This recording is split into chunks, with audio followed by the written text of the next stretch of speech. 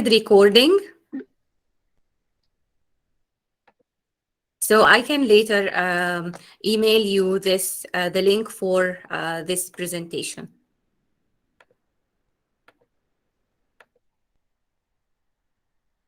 So as I was telling you that our main goal is to provide high quality education and pleasant learning experience that's equivalent to the traditional teaching and learning methods.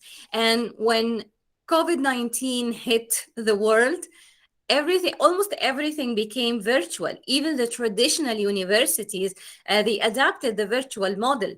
And it's very interesting that the first time I learned about virtual management, it was in 2007. At that time, I had to collaborate with teams outside the country that I was in at that time. And I started to educate myself. And my first business blog ever was about virtual management and how to use technology to manage teams that are spread across the world. So our mission is to provide convenient and affordable online higher education worldwide using the latest technology and accredited academic programs to empower students to lead in the labor market. That's why we are keen to include practical topics in our curriculum. And the way we will learn together these topics is by doing. So we will have assignments that are case studies. I will ask you to reflect on your own personal experience. If there is something that you can apply at work and come to the class and share with us, okay, today I did so and so, even if it is a very tiny action or activity or task, I believe this is the best way to really learn and to really integrate your learning to your real life. Of course, Dr. Lena gave you some insights, and most of this information is in your student handbook. So this is how you will be graded. This is something that I really would like to tell you, because it's very difficult to learn when you are managing a family or having a personal life and managing work and obligations and things like that. So we are not as free as when we were at university studying for undergrad, for example. So I advise you to read the material before class. So I will be assigning you some readings from your textbook, or maybe I will share with you a blog post or a document from the internet. So please read the material before class, engage during class, and do your research. Here we are at a level of education that we need to be good researchers. We need to know how to get the information that we need, where to find it, and how to use this information. Include several resources and supporting evidence in your claims and statement in your assignments. So again, right now, we are not focusing only on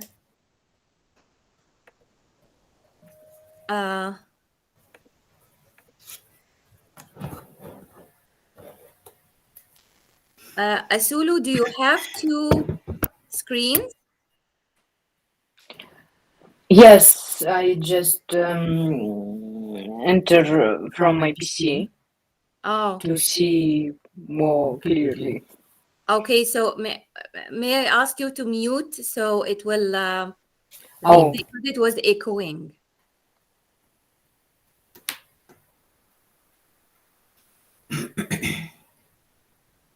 Yeah, it's okay.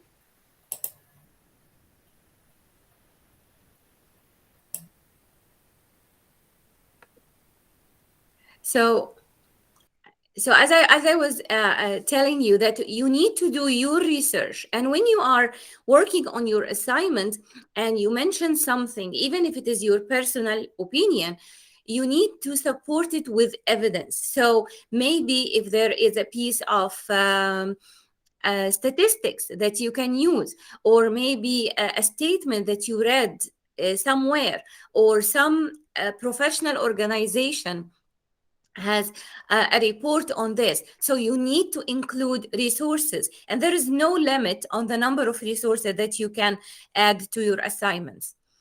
The next one is very important. Write your authentic work, because even if you use a paraphrasing tool or essay spinner, the tools available online, your work will be of poor quality. And at that level, you are expected to be a good writer, enhance your writing skills, and you will not be able to develop your writing skills unless you actually write. So write your own authentic work, use resources, formulate your ideas.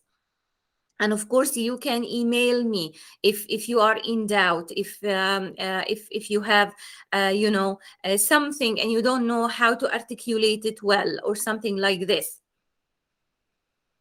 Maybe we have newcomers. Oh no, we are still the two of us.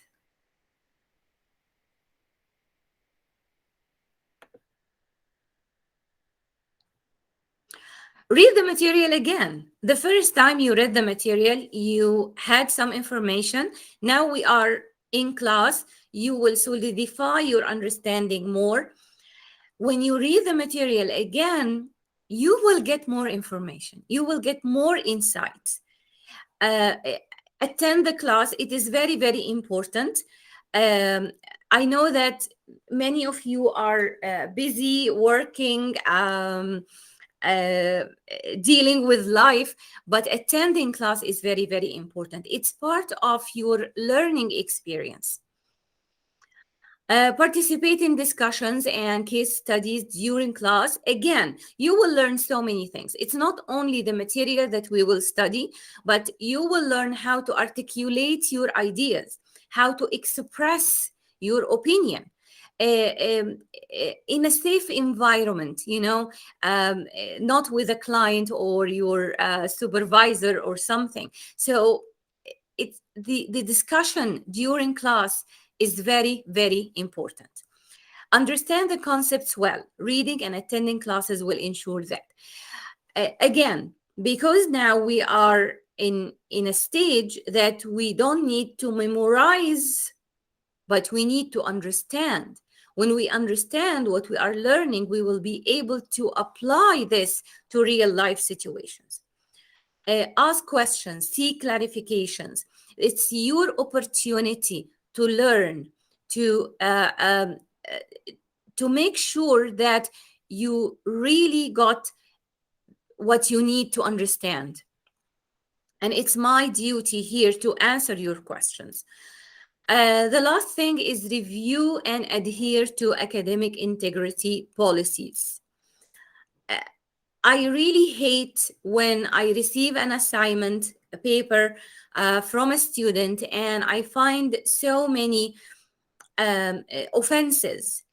For example, they copied work from the internet or from a book, and they did not include in-text citation and proper reference, or they worked with their friend and they took the authentic work of that friend as their work. There are so many websites. They call themselves educational websites that you can go, you find answers for the case studies or something like this. Even if you present this work, we have tools to see if this is authentic or not, if it is copied from another source or not. And if this is the case, this is not academic integrity, and you will jeopardize your learning process. Uh, Plagiarism is very, very important. We need to understand it so you know if you perform it, so you protect yourself from any plagiarism, any academic offenses. Plagiarism is the unintentional or intentional. So you might do something intentionally and it is plagiarism, or you do it unintentionally by mistake, it is still plagiarism. So be very, very careful of uh, copying from resources or using resources. So, plagiarism is the unintentional or intentional representation of the words or ideas as one's work in any academic exercise. This includes failing to accurately identify direct quotations. If you are taking direct quotations from a resource, you have to put it between quotation marks with both a proper citation and with quotation marks.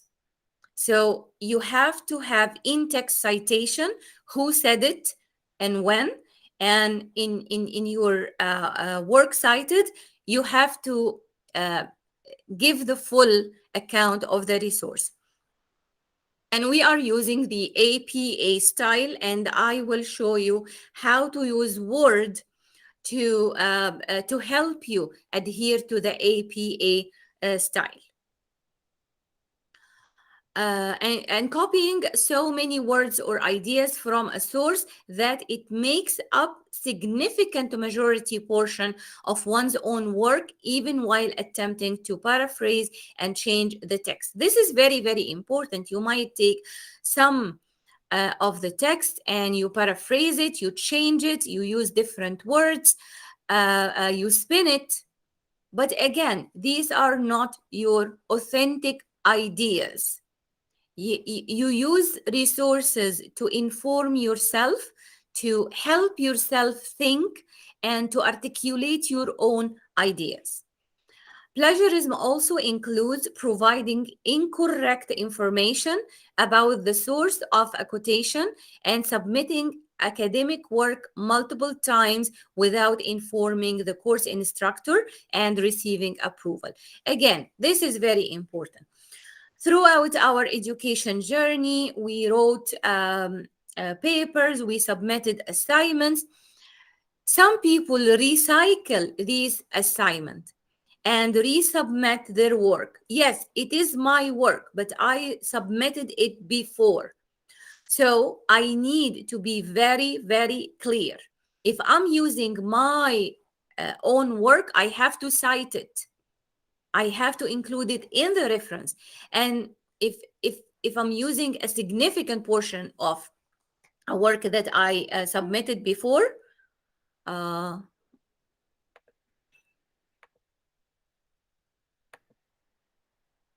if I'm using a significant portion of a work that I submitted before, I need to inform the instructor myself to make sure that, okay, we are really learning. Okay, I'm just making sure that I need to admit everyone. When course instructors or university personnel suspect plagiarism, both special programs and the internet will be used to identify intellectual property sources suspected of being used or cited inappropriately. It is easy now to check if this work is, or part of this work is copied from elsewhere. So if we suspect that there is an incident of plagiarism or academic integrity offense, we can use these special programs and test if the work is copied and cited inappropriately. Sometimes also we do this after granting grades. Because when we were granting grades, when we were grading or marking the assignment, we did not suspect. So maybe later I read the same statements elsewhere. So now I suspect I can go back and regrade an assignment. So it's very, very important. You are master's students.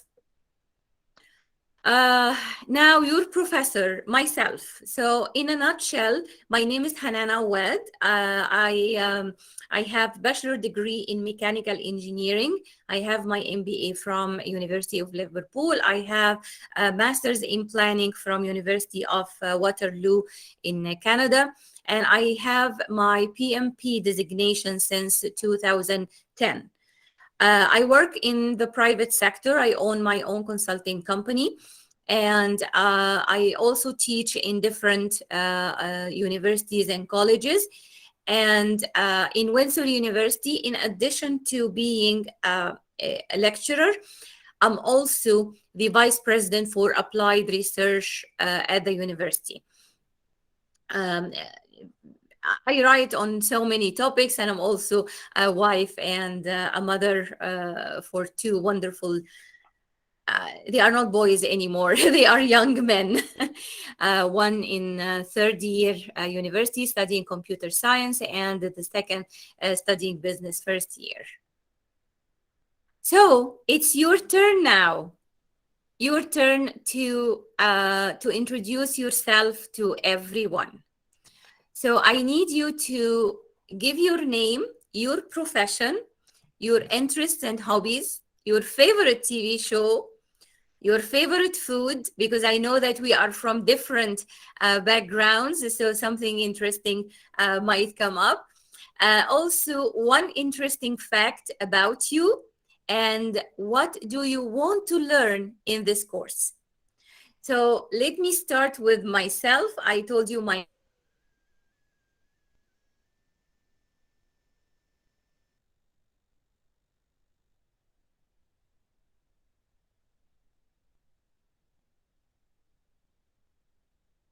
TV show. This is an old TV show called Charmed. Three witches. Every episode, they are fighting the forces of evil. My favorite food. Almost all foods are my favorite food. One interesting fact about me, I don't know if it is interesting or not, but I was the only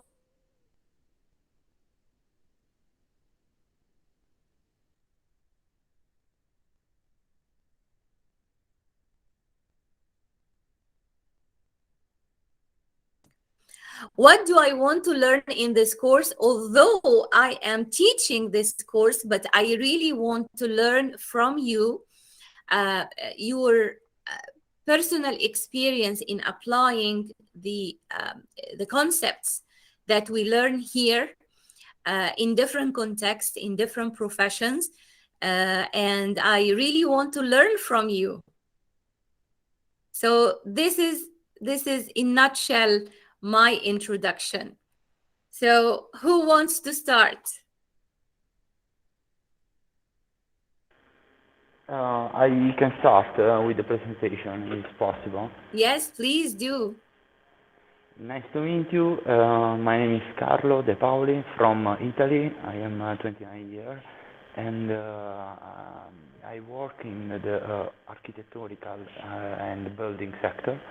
I am a degree in the philosophy, another course of study, and now I study to Sapienza University in Rome, architecture, and work in this sector. My hobby is play music, guitar, Oh, yeah. and yes, and I want to learn the economical knowledge skills from my sector for a new approaching with a building. A project manager in the building I want to learn. And thanks, I finished my presentation with you. What about your favorite food and your favorite TV show? Yes, yes, yes.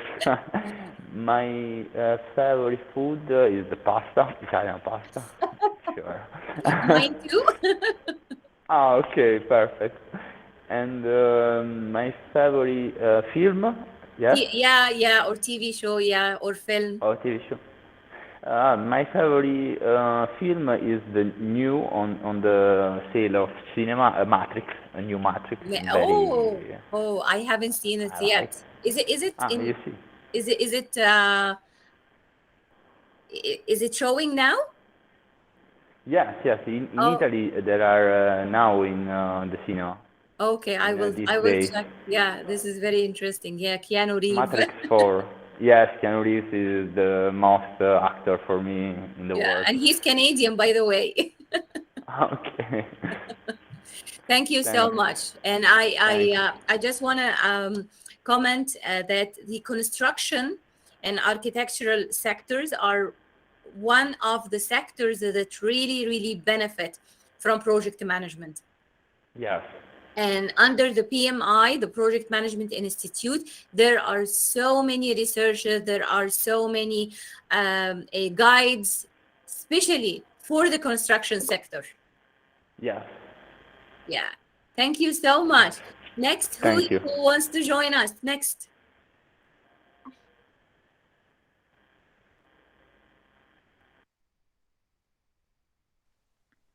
Okay, that's me. Yes. Hi, Isulu. Yes. I'm Aslam. I'm from Kazakhstan. I'm a teacher in the medical university and I'm also a doctorate student there. And also I'm working for European Contract Research Organization as a regulatory officer and clinical research associate. And this job gives me a lot of experience in project management Mm-hmm. and also I need to note that I am looking for as much as it possible knowledge about how to find the possible way to obtain any I think how to live better. Mm-hmm. Good. Yeah, very good. You know that I worked uh, in in the medical sector, but not as an engineer, as a project manager. I worked in the Department of Health uh, um, uh, in the government, and I worked in one of the biggest hospitals in Canada. So I have a little bit of experience Great. in the medical, yeah, in the medical and healthcare sector. Yeah, we were Mm.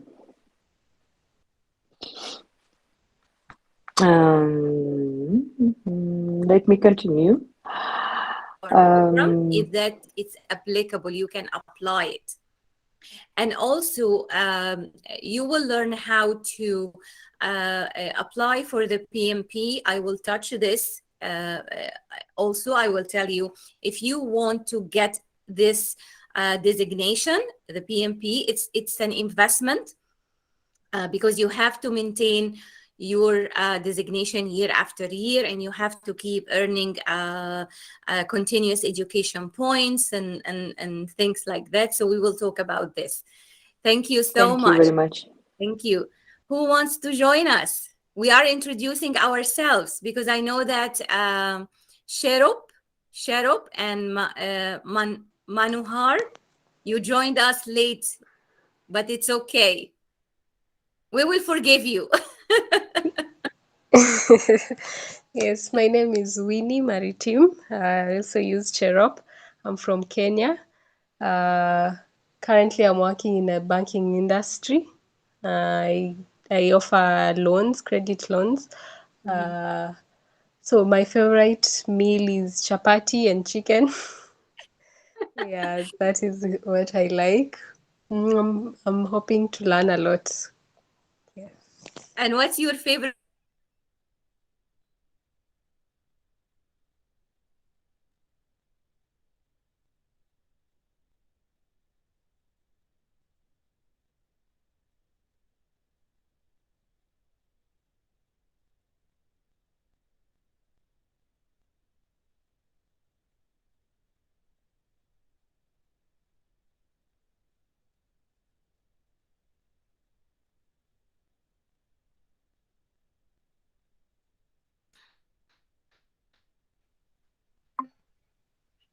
I'm so sorry. I'm so sorry. I lost you.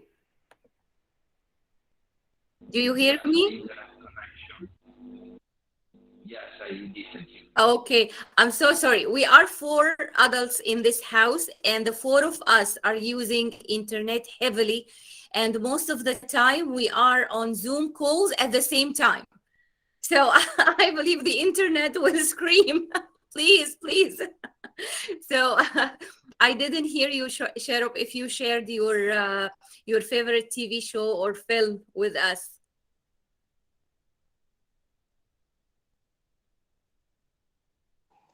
Oh, for my favorite TV show, it's a local TV show. It's called Selena. So Mhm. this is a bit of romantic and also some action. So Oh, it's one yeah. of my favorite. Okay, Thank so you. maybe you can send me a link or something so I can watch it. Thank you so much. Okay. Thank you so much. Uh, uh, Manohar, do I pronounce your name right? You're absolutely right, ma'am. Thank you. And myself, Manohar, it's pleasure to be in a part of Windsor University, and I guess I can learn something better and improve myself, which could what we call, which would be a great support for me to develop myself in the career. I did my hospitality a few years ago, like around 6 years by now. In 2014, I finished, and I was late actually. I should have done this earlier, but I joined late. But still, I never late. But something, what we call that, there is a pro. Like it's better to start rather than worrying that you are late or something. Like You are I'm not so late. No, glad. you are not late. Believe me, you are not late. But I'm glad that I'm being a part of this. But unfortunately, I might not be a part of these meetings all the time. Fortunately, I got an opportunity now because it's my off today, and I'm working. I'm working in hospitality sector. I would like to grow myself, and definitely this business administration would help me great. And I'll give my best. Either I was in meetings or not, but definitely I'll give my best. I'll work through this. Whenever I get an opportunity, I'll definitely meet you all. Nice to meet you, Miss Isulu, Cherop, and Carlo. Thanks for being, and please support me if I require you guys. Don't worry, we are here to support each other, and you are not late. I think you are at the perfect timing. I believe that when the student is ready, the teacher will appear. They say this. So, Yeah. so now you are ready to take your career to the next step. And as I was telling, I'm not sure if you heard me. Uh, I try to include as practical case studies and methods of teaching as I can, because I want you to use the concepts that we are learning in your real Mhm. life. So, what's your favorite food? My favorite food, like, I cannot say one particular dish because I love everything. Whatever Like comes me. into my mouth, that's my favorite. But I'm fond of this prawns, actually. You know, the shrimps. Struck again. Struck again. Uh, Sorry for the late. Yeah, No, actually, I'm sorry. Yeah, it's my connection. I'm so sorry. no worries, no worries. Uh, I love tasting these prawns whenever I had a couple of drinks or with colleagues or something. Like shrimps will be the great choice for me. That too with Okay. grilled prawns. And what the favorite TV show or movie? Television. I quit watching TV 10 years ago. I don't watch. Good for So you. I came out of it. But when I was kid, I used to watch a lot of cartoons and these things. But I came out of it, and sometimes I watch movies from my language or from Hollywood or from everywhere, just to gather some knowledge. And yeah, I'm going on with my life. Recently I got married, and well, Congratulations. thank you so much. And my place is like meeting different nationalities all together at one place, because I'm from service department. So that made me to get more engaged with the people, and I'm learning about the world by being at one place. And Perfect. that's my life. Perfect.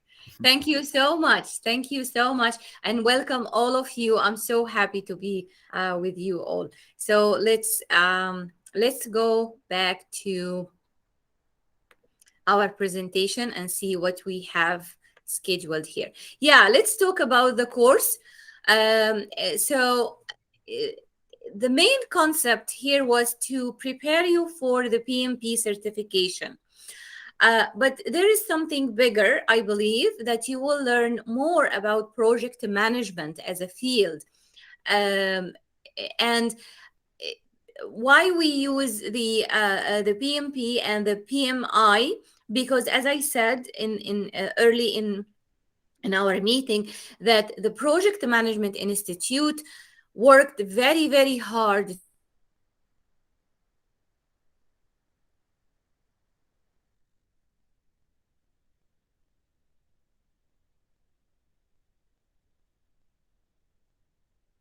some other project manager or a manager or anyone telling you that we are in the initiation phase.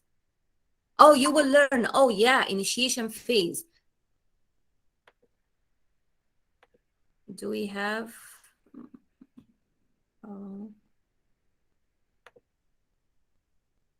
Okay. Someone will tell you, for example, something about that we have scope creep. Oh, you will not say, okay, what do you mean by scope creep? No, you will understand this. You will know that. If you are not a project manager, but you are involved, for example, in procurement for certain project, you will know the tools and methods and methodology they are using to have to procure for services and products. So it's really very, very handy to learn the terminologies and the concepts and the tools associated with project management. And you will find project management used almost everywhere, everywhere. So for the exam, for the PMP itself, it's a long exam. If you want to apply for it, as I said, it's a commitment. You can take the course and use the tools and everything you learned here and apply it without being a PMP. My father, he worked for many, many years in construction, and he owned his own company, and he knew about project management more than I knew, and he never cared to have the designation or apply for the exam. My husband, he's in scientific publishing. He was keen to take the exam, and he tried several times until he managed to pass. But later he was not keen to maintain his designation. The evaluation here, we have a final exam that worth 40%, and we have assignments that worth 60%. It is, of course, online, totally online, and it worth 3 credit hours at your end. So before I move on and talk about project management, do you have any question? No, continue, please. Okay. I want to ask you about the construction or the structure of our meetings, because it's a long meeting, 3 hours, and I don't want to be very boring. So I was thinking if we take 45 minutes or 50 minutes, and then we take like a 10 or 15 minutes break. So if you can have something to eat, refresh, go to the bathroom or something like this, and we come back and we have our second installment and another break, and then we take our third installment. So how do you like this structure? It's okay. Okay. Another thing, although we are small group, so if we have a full house today, we would be 8. Uh, so I was thinking, okay, we can also go into breakout rooms, and you work together with your fellow student, teammate, on a certain assignment or a case study or a presentation or something like this. And then we come all regroup and present our findings and have discussions. What do you like? Would you like to work in groups in class? That would be difficult for us all the time, because we may not be able to get together uh, at every session. Sometimes I might miss, or some other person might miss, or No, it's okay. Whoever is attending the class, I will arrange for the breakout rooms, and you can work together. Two together, three. It depends on how many. For example, today we are 4, so two and two might come together and work on something. You know, I find that uh, working with fellow students, it's part of your learning and preparation for the future, because actually in work settings we have teams and committees all the time. No one is working by themselves, and even if you are working by yourself now, your career might change and you need to work with other people. So you need to learn and develop your skill to discuss the matter, to reach some sort of an agreement, and to present the team ideas. So whoever is attending the class, we will divide into groups, maybe 2, maybe 3. It depends on the number who are attending. And I prepared some case studies and some questions for you to have this brainstorming later. So we can take 5 minutes break. We can have 5 minutes break and we come. So it's 11:43 now. So we will come at 11:50. Okay. So Okay. mute your mics, close your it's only me who switched on my my camera, and we will regroup at 11:50. Okay, see you. see. Okay.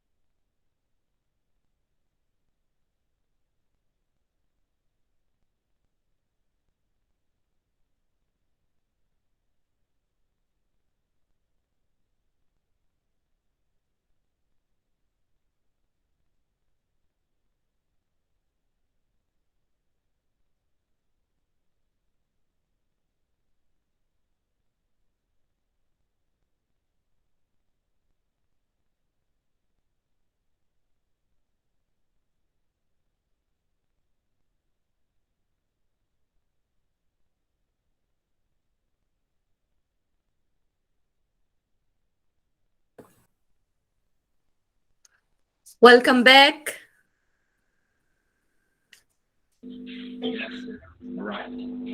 Hi, hi. So Yeah. did you manage to take a quick snack or something?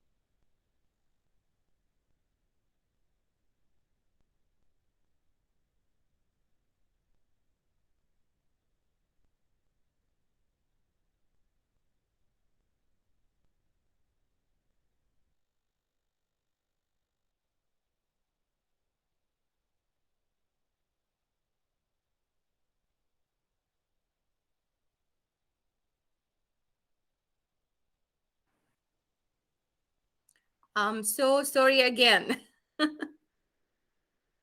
My internet today is very, very unstable. So you can hear me? Okay, perfect. Okay.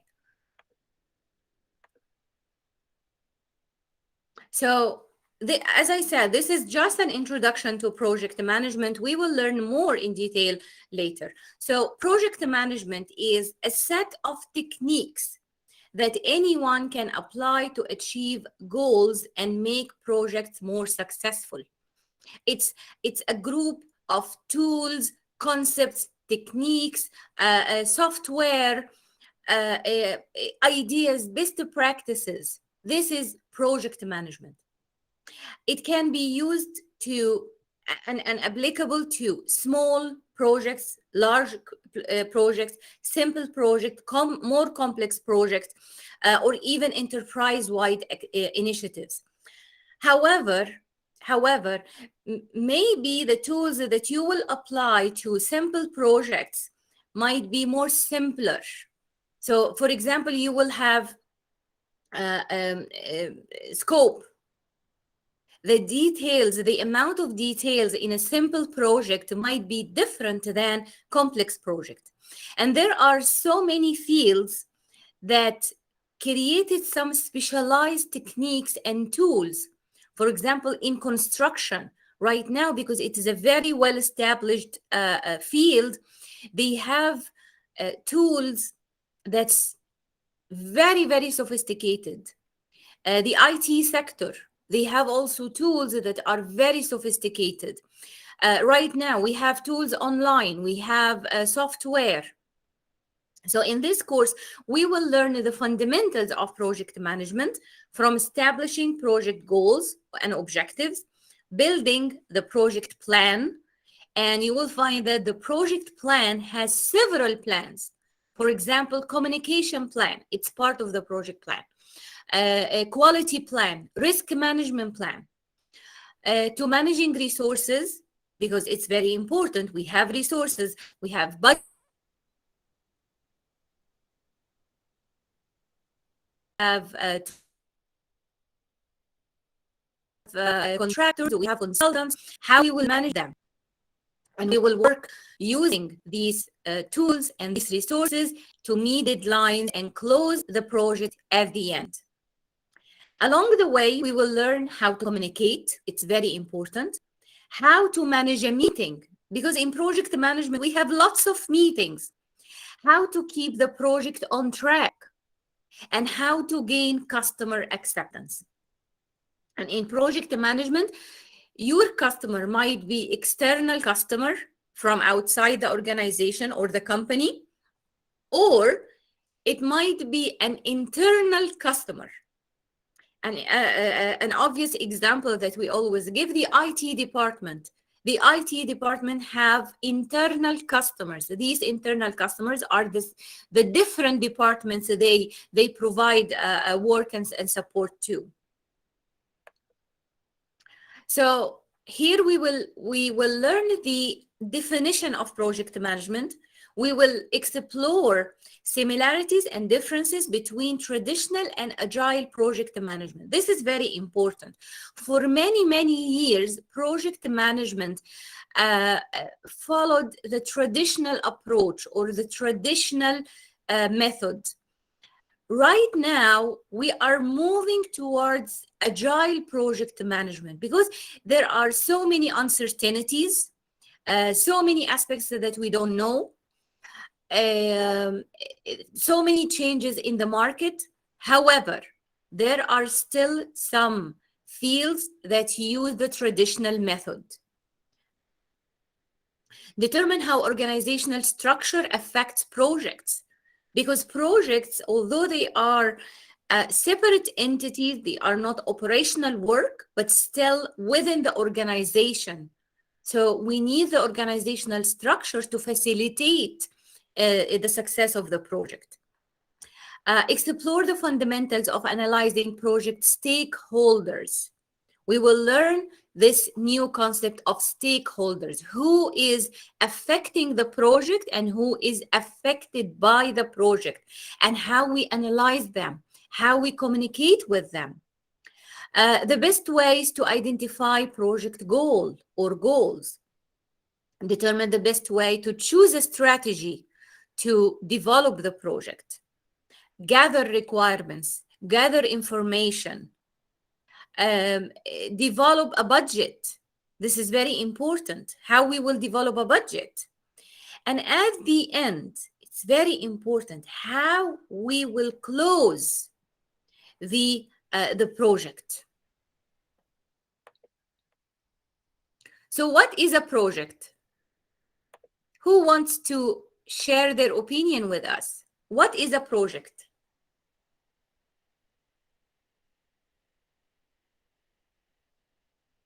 You can use your own experience. Give an example of a project that you worked on.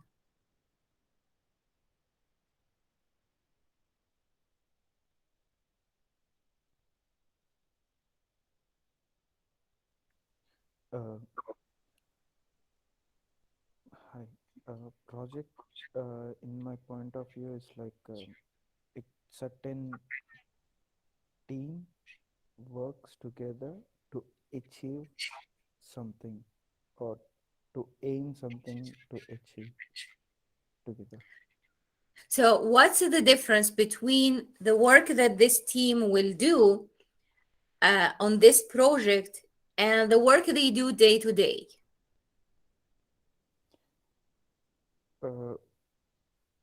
Project is like an occasion similar to, for example, exams. Like we have some examinations and things. So in case like day to day is a smaller thing, like a small step to achieve the actual thing. But when it comes to project, there are certain what we call Outputs? outputs, yeah, to gain something better than the usual thing. Like, Thank you so much. Let's see how the Project Management Institute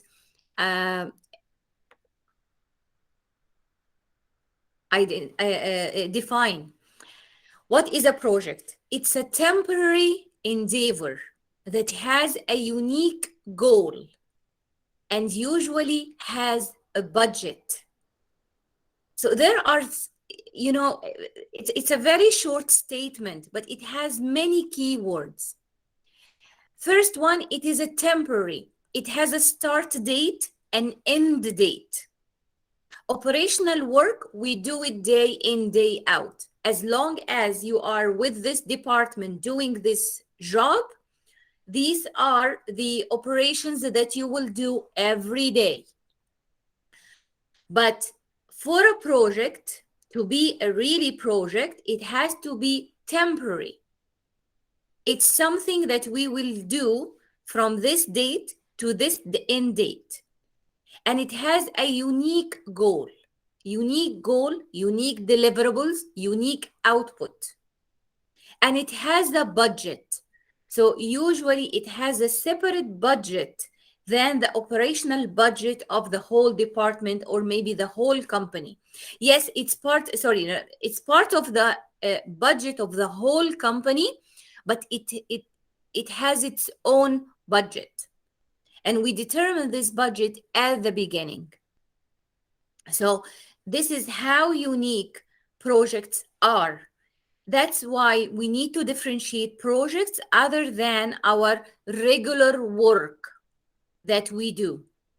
These are special temporary endeavors. There are specific goal for this endeavor, specific deliverables, specific something that we will deliver or output, and it has its own resources. So we might have a dedicated team. We might have a dedicated project manager. We might have dedicated software. And of course, we have a budget. So I want you, and next meeting, we will discuss this. I want you to go to work and try to find 3 examples of projects, even if you were not involved in that project. Because in case studies, I might give you a case and you might initiate a case that you want to work on. I prefer that you initiate your own case study. I might give you a case study from the IT sector, but you are working in healthcare, you are working in hospitality, you are working in banking. You know, although the concepts are the same, but the application might be different.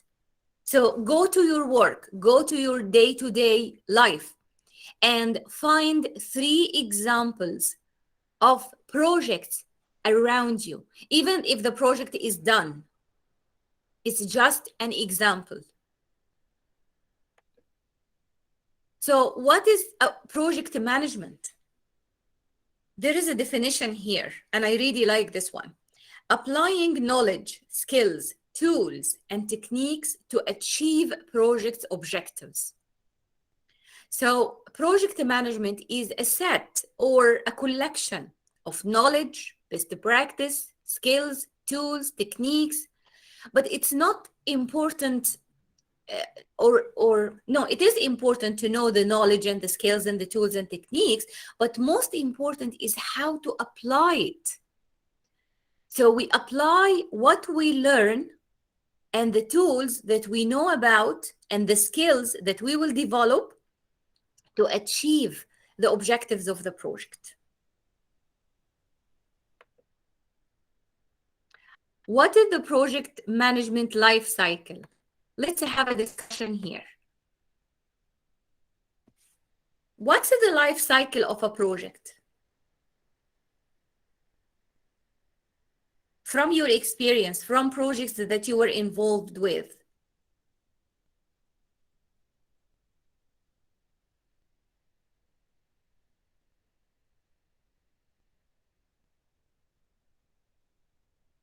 Carlo, do you have example for projects in the construction? Yes. For me, the project in construction, there are a new model of building for example, the BIM, building information system, with more professionals in the different skills, engineering, architect, geometry, collaboration with, for common project. Thank you. Thank you. So let's see what are the phases of a project. And let's see if these are applicable on any project. So the life cycle of the project starts with initiation. It could be an idea. Let's build a building. Let's invent a new recipe. Let's start a new healthcare initiative with the government. Or let's introduce a new product in our banking system. Let's introduce a new credit card, for example. So this is the initiation. The initiation, we just are brainstorming, thinking, studying the feasibility of this project. Will it be beneficial for the company or the organization to do something like this or not? Then we go to planning. Now we have a definite decision that we will do this project. So in the initiation, we might have what we call a business case or a feasibility study to see if it is feasible and beneficial to go with this project or not. Once we have the decision that yes, we will do this project, let's plan for it. What do we need? What we will do? Who will do it? How much will it cost us? How long will it take? Will it take 6 weeks or 6 months? Then we execute. Now we have the plans, different types of plans. We start executing the plan. Mr. X, you will do 1, 2, 3. Mr. Y, you will do 3, 4, 5.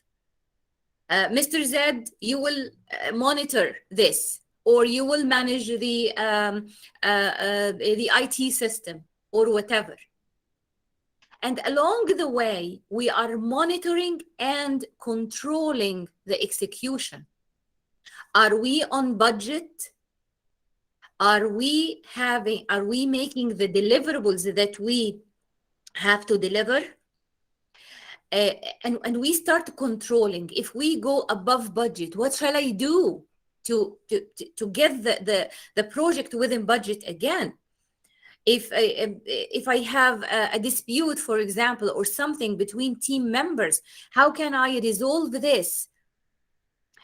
And after I finish the execution and after I finish the deliverables, we have to close the project. We cannot keep it open. We have to come to conclusion and say, okay, we finished the deliverables and we approve, or the client approve it, or the internal department approve it. And we studied the what we call lesson learned. Okay, what went right? What went wrong? How we can adjust our approach in the future. The project management life cycle follows the traditional way. So initiation, then planning, then executing. But in real life, sometimes we go back and forth. So for example, we are executing, but we discover that something is wrong or something is missing. So we go back one step to the planning and we adjust the plans. And then we execute. So you will find this cycle repeating different times along the way.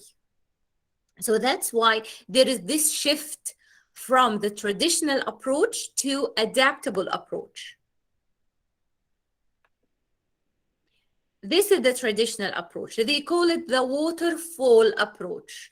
So all the steps come after each other, and we will touch these things again. I'm just giving you like a very basic introduction here.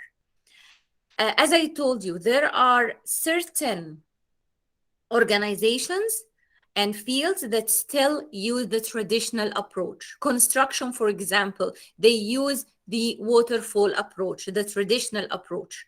I cannot build something And then I go back and I say, oh, no, there was a mistake here, or there was something wrong with the planning.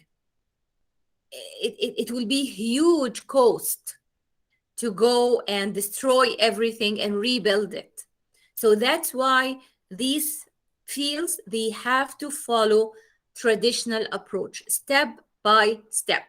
They have to fully finish the planning, and do all the calculations and make sure that the calculations are right, the design is right, it's safe, it's within the budget. Then they go to execution. And when executing, step one has to come before step two. I cannot, for example, install the glass before I build the window frame. I have to install the frame first. Then I will install the glass. But in other fields, for example, IT, programming, they can go back and forth. They can write a piece of the code, and they have a new idea or something to modify, or the client asked for something, and they go back and they change the code and they change the sequence. And this is called adaptable approach or agile approach. We go back and forth. We can to a certain limit. And because the changes in many fields are rapid, many fields now choose the adaptable approach. So I would like to know, in your organization, what do you think? Do you have a very structured methodology that you have to follow? Or you can go back and forth between stages? Asulu, how about the field of the medical education?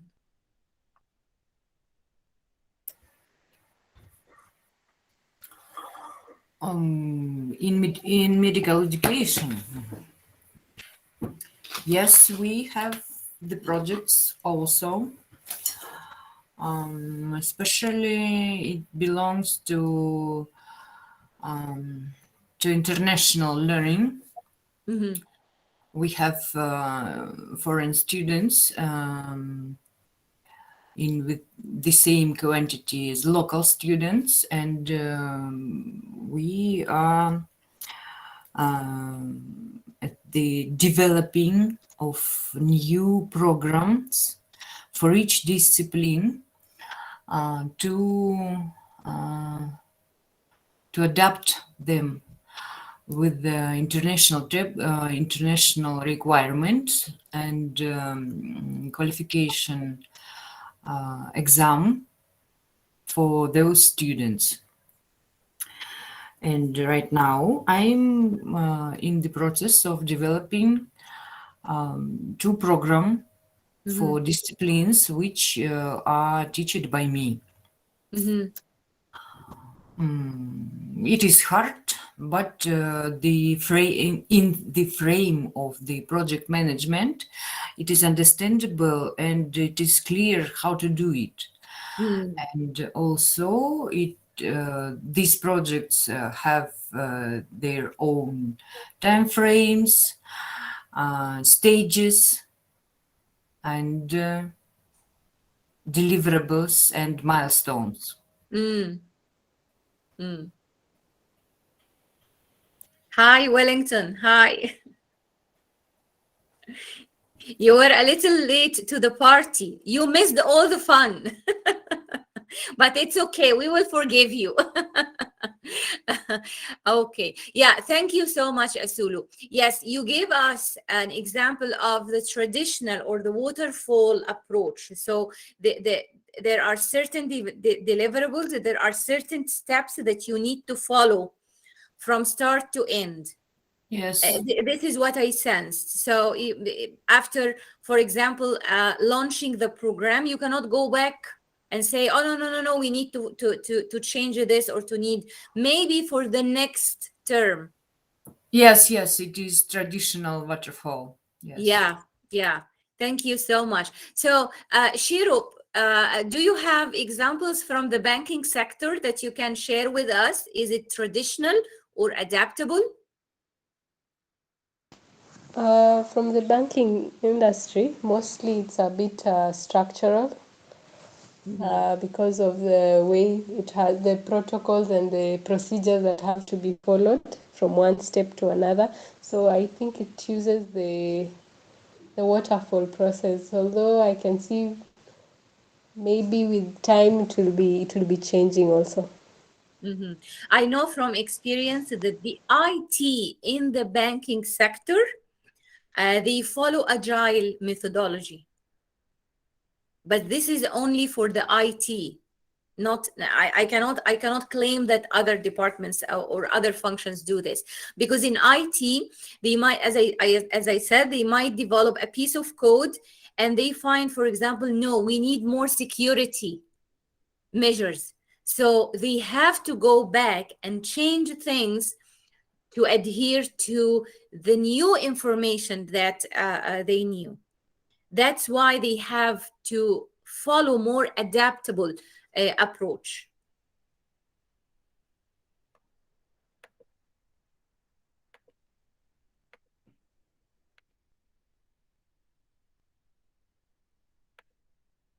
So here I want to go back to the PMP.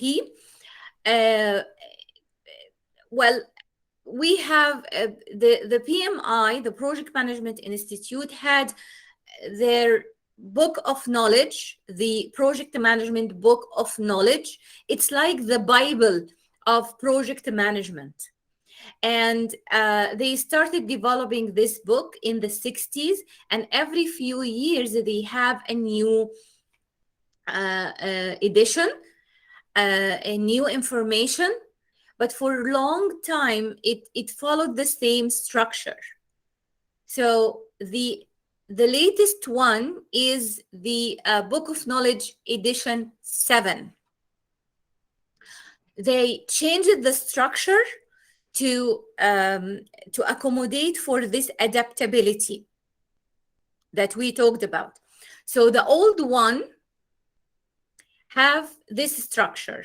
It has 49 processes categorized under 10 knowledge areas: introduction, project environment, role of project manager, and 10 knowledge areas: integration, scope, schedule, cost, quality, resource, communication, risk, procurement, and stakeholders.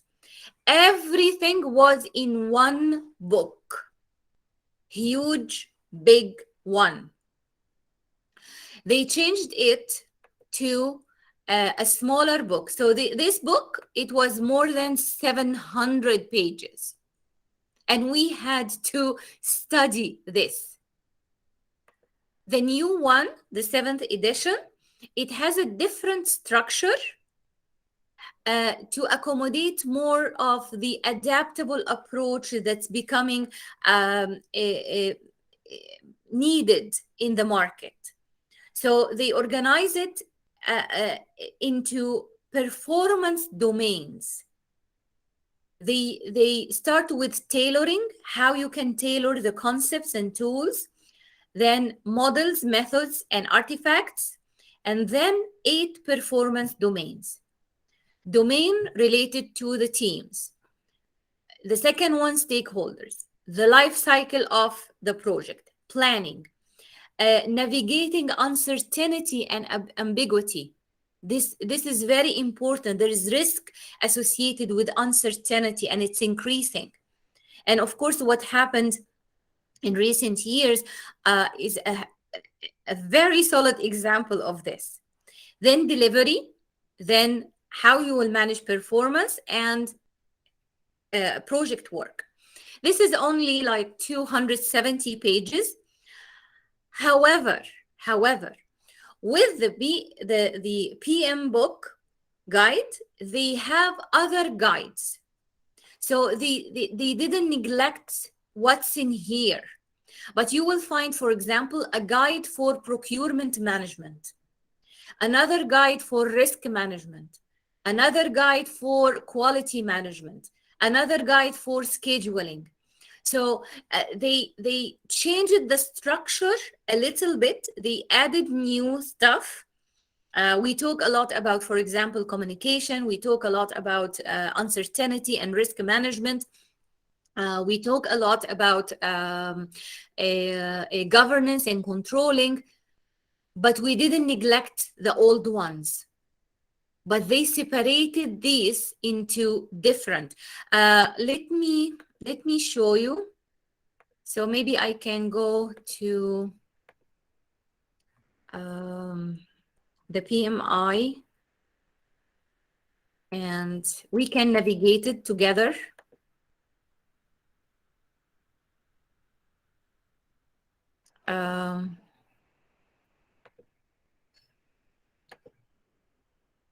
Let me share that particular window with you so you don't.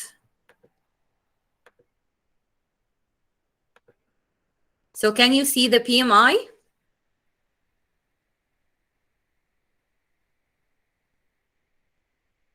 Can you see it?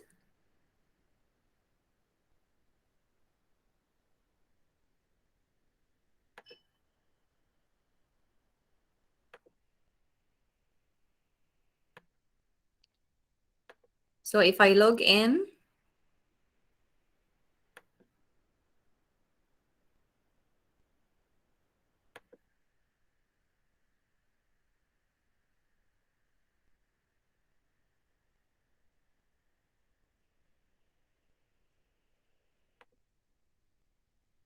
it's okay, perfect. Yeah, standards and publications.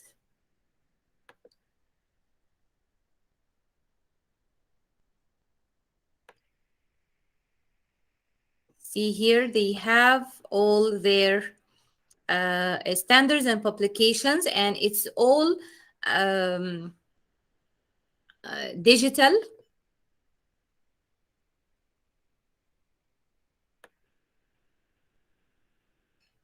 And they started to have these mini publications, for example, for Agile, top risks in an Agile project, case studies. They have templates, for example. They have more templates. And they have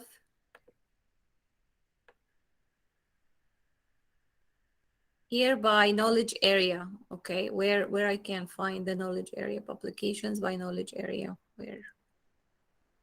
No, yeah, practice guides, or maybe this one.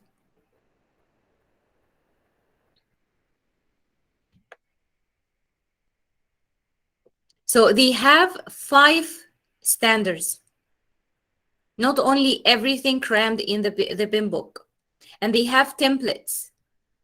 They have interactive graphics. They have, of course, articles, and the articles are more and more. So they have the BIM book 7th edition. They have Agile Practice Guide. They have another guide to business analysis, and they have a practice guide for work breakdown structure. And they have other guides.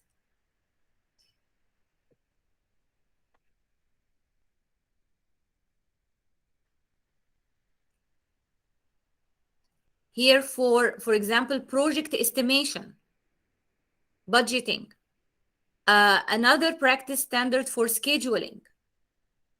All these guides were part of the old one. The work breakdown structure, project configuration, the competency development framework. So all these were part of the old one. Here we have different.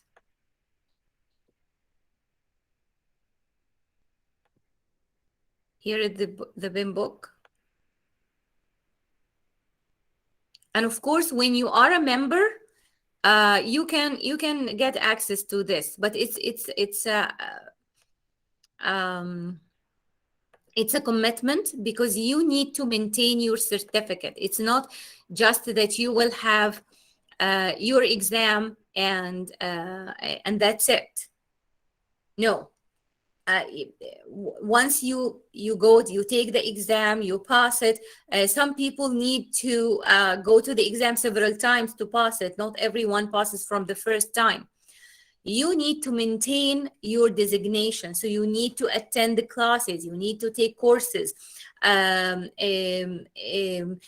need to read books, you need to also be part of a chapter in your city. Every city, almost every city has a chapter.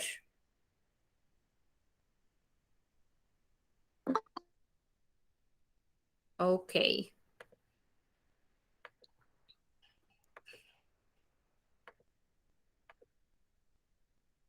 So although we are using the BIM book 7th edition, but you will find that many standards, separate standards, are in the BIM book 6th edition. So I'm done with everything that I planned to talk about today. So any question? I think we will wrap it early today, but next time we will have more, and by that time you will have your books.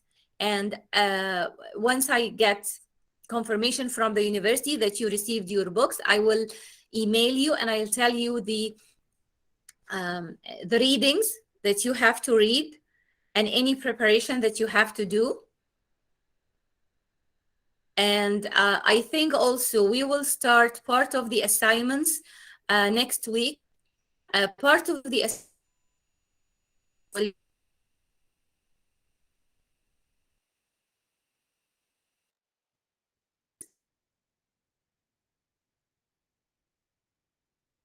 but again, we need we need to have this frequent assessment.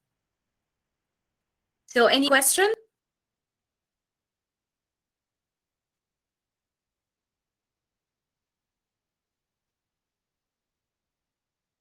So is it a wrap? Anyway, if you remember any question, and of course, those who joined us a little bit late, I will send you an email with the link for the recording, so you can watch the recording again.